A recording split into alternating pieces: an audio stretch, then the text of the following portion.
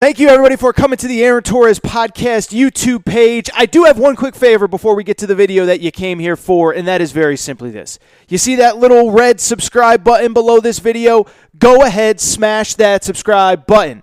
It really does help me. It really does help this channel grow and my audience grow. So go ahead and hit that red subscribe button. And now, here is the video that you came here for. Let's get into it, and the story that I told you could happen has happened, and that is that there is an outbreak at Wisconsin, and they have had to cancel their game this coming weekend against the University of Nebraska. And to give you a little bit of backstory, obviously, look, Wisconsin opening weekend, great weekend, dominate Illinois, win 45-3, kick a field goal to go over with 10 seconds left in the game, really pissed me off, but neither here nor there. They look great. They have this starting quarterback named Graham Mertz, one of the highest-rated recruits to ever sign at the school. He looks awesome, 21-22 passing, and you just feel like, oh my goodness, Wisconsin might be a really, really good football team, and they probably, frankly, are a really, really good football team. But as soon as the game goes final, you hear this report that the kid Graham Mertz, I keep calling him Wirtz, it's Mertz.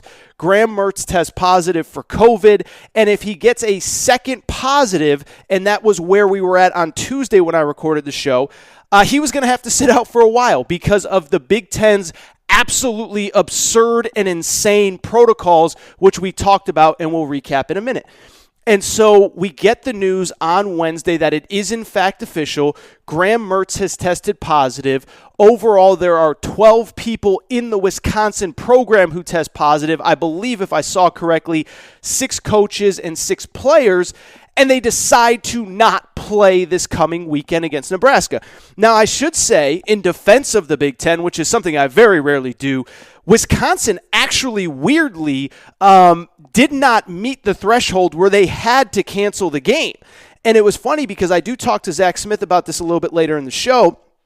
But Zach Smith, who's still really plugged in the Big Ten, said that people were kind of rolling their eyes at Wisconsin. You know, the coaches in this league are kind of rolling their eyes at Wisconsin because based on the number of positive tests, they did not have to cancel the game.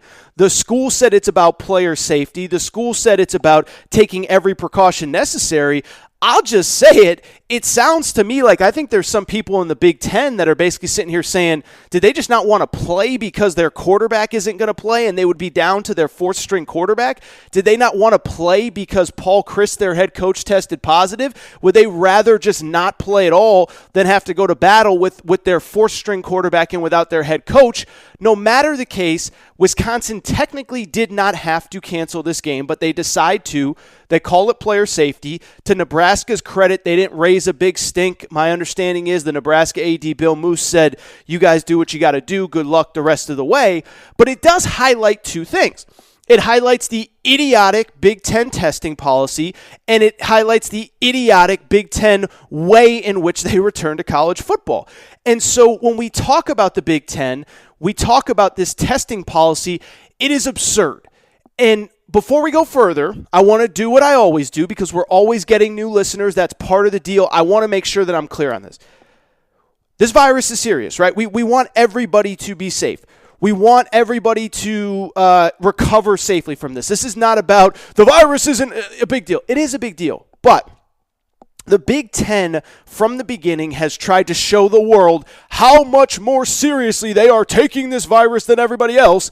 And even in coming back to play football, their protocols are absurd and so above and beyond anything that's actually necessary. So first of all, anyone who tests positive in the Big Ten has to be out for 21 days, okay? The CDC recommends 10 days. The Big Ten has doubled it and said you have to be out for 21 days. So in theory, even if Wisconsin is able to come back next week, and we'll talk about that in a minute, it will be not only without Graham Wirtz for this coming weekend and next weekend, there's a possibility, depending on when he got his positive, that he may have to miss a third game 2 weekends from now against Michigan. That's, by the way, if Wisconsin is even playing at that point. So it highlights the fact that the Big Ten, 21 days. Also, if more than 5% of your team at any point test positive, you have to shut down the football activities for the time being. And it goes back to what Cole Kublik and I talked about last week, where Cole Kublik said, and I pulled up the quote and I put it on Instagram and I put it on Twitter. Cole Kublik said, if any Big Ten team deals with what Florida has dealt with or what Baylor has dealt with, their season's basically going to be over. Because obviously, look, this is a serious virus, but it's impossible to keep the virus away. There's going to be positives no matter how hard you try, no matter how much you test. It's impossible to keep the virus 100% away. And Cole said, everybody wants to pat the Big Ten on the back. Everybody wants to talk about how great their protocols are. Well, guess what? They have teams that could lose basically their entire seasons if they have one big outbreak. And so what it highlights to me is a few things. First of all, it highlights what I have been trying to tell you for weeks now, which is the Big Ten thought they outsmarted everybody. We're going to wait for daily testing. Well, they got daily testing, and here's the crazy part. If we learn anything from the NFL, it's that even daily testing can't stop an outbreak from happening, right? The NFL has been daily testing since July or August, and we've seen a ton of canceled games. It happened with the Tennessee Titans. It's happened with the New England Patriots. It's happened with all of these teams where even daily testing can't stop you from having this virus impact your program. And so I never believed that daily testing was this catch-all, cure-all problem. I've been trying to tell you it for weeks, and it just further highlights what I've been telling you from the beginning. The Big Ten thought they were outsmarting everybody, and we care so much more, and now it's coming back to bite them. Because when you look at this scenario, Wisconsin, as I mentioned, is definitely out for this week, probably out for next week, and possibly out for the week later in Michigan. And it goes to what I have been saying from the beginning.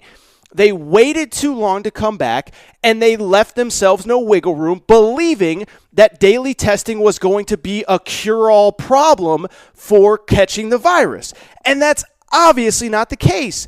And so as you look ahead and you really look back, you think about this idea that we thought that we were going to get through this whole season with no issues. And to me, it really comes back to what we've been talking about on this show with guests and with myself, and you guys have been listening since the beginning. That's that the Big Ten waited too long, right? First of all, we all know how I feel about canceling the season to begin with. Not saying they shouldn't have canceled, thought they did it too early. But then when they decided to come back, never forget, first of all, this. Never forget that even when they canceled the season, the teams were still practicing. As Jim Harbaugh said, we can be ready to go in 2 weeks. You tell us when and where, we'll be there. You tell us we're ready to go. Ryan Day said he believed that before the season was officially renewed, that they should be back no later than October 16th. Well, guess what? The Big Ten, in proof of how much they care, and they care so much more than everybody else, they push all the way back to October 23rd, but they did exactly what I said they did, not only a minute ago, but all fall long, which was that they left themselves absolutely no wiggle room. So they come back October 23rd, and they're going to play a 9-game schedule in 9 weeks, and they think because we have daily testing, this won't be an issue. Well, guess what? Like I said a minute ago, we saw it with the Tennessee Titans. It's going to be an issue. We're never going to eliminate the virus until we have a vaccine. And so because of it, the Big Ten is reeling now. And as Cole Kublik said, everybody's playing catch-up. Everybody's trying to figure out how to get their games in. And this Wisconsin-Nebraska game, it's not like when Notre Dame had to postpone a game a few weeks ago. It's not like when North Carolina or Baylor or Florida has had to cancel games. Those games are getting made up. And so when you look at it, the SEC and the Pac-12 and the SEC and the Big 12 and the ACC had it right all along. Get back earlier, build extra weeks into your schedule, and anticipate that it is inevitable that games are going to have to get postponed. Instead, now the Big Ten is reeling. Wisconsin's season is on the brink. Everyone they play is on the brink. And let's be honest, it's not as though this isn't going to happen somewhere else at some point.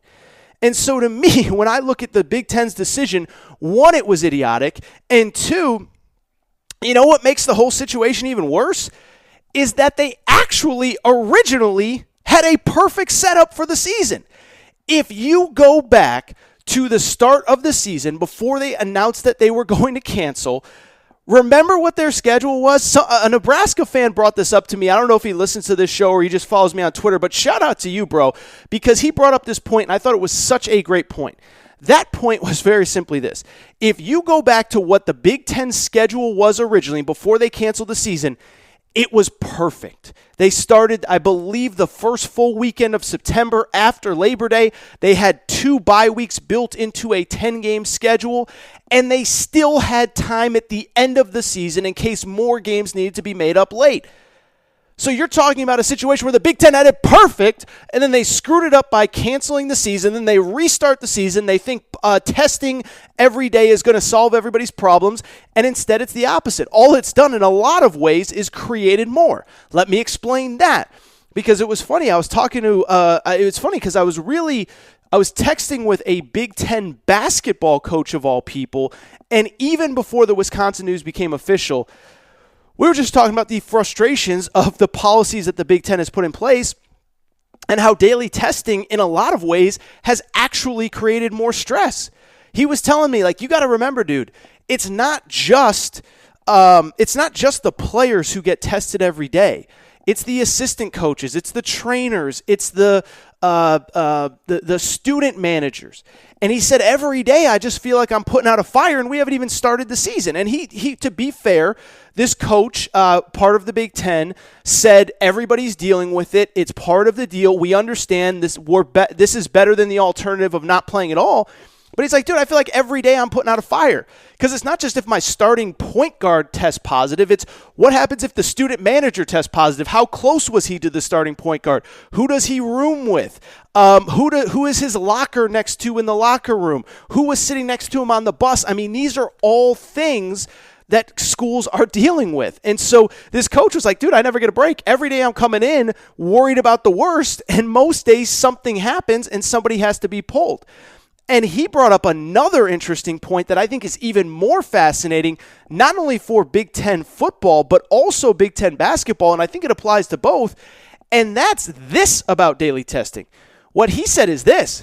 He said, wait till basketball. He said, you think it's bad now. Wait until basketball season. Because when basketball season comes, never forget that we're testing every single day. So we're going to fly in. I'm just going to use 2 teams hypothetically. I'm not saying this coach was from either one. Michigan State has to fly to play Rutgers. You fly halfway across the country, 3-hour plane ride. You land. Everybody tests positive before, or everybody tests negative before you take off. They land. You test the morning of. All of a sudden, you got 3 guys that can't play, or 4 guys that can't play. Then you got to cancel the game. You flew all the way over there. You got to cancel the game. On top of that, the point that he brought up, which I thought was most interesting, was we test the day of the game. What about false positives, right? Like Nick Saban taught us that false positives do happen. And so now think about it from Big Ten basketball's perspective. Michigan State flies all the way to Rutgers. They have 3, 4, 5 guys test positive. You don't have time to do a second test, a backup test, before you have to decide if you're going to cancel that game or not. And so what happens if 5 guys come to the game, test positive, and all of a sudden, out of nowhere, you get all these positives. You don't have time to retest, and then you find out that they're false positives. We're now going to be canceling games over positives that didn't happen. And so I'm not claiming that I have all the answers, but guess what? I'm not Kevin Warren. I'm not Greg Sankey. I'm not somebody that's paid a ton of money to have all these answers. But what I will tell you is, in a lot of ways, daily testing is making things more complicated.